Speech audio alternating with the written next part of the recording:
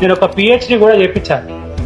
నా దగ్గర SFI student leader మూర్తి అని ideological alliances and alternative politics అని ఒక పిహెచ్డి చేశాడు. ఈ మధ్యనే సబ్మిట్ చేశాడు.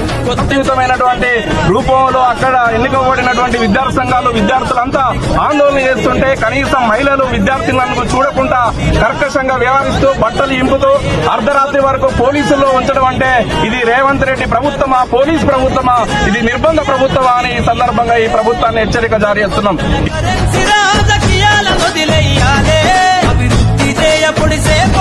యువకులు రాజ్యం ఏలాలే ఎదుగుతున్నవో యువతరమా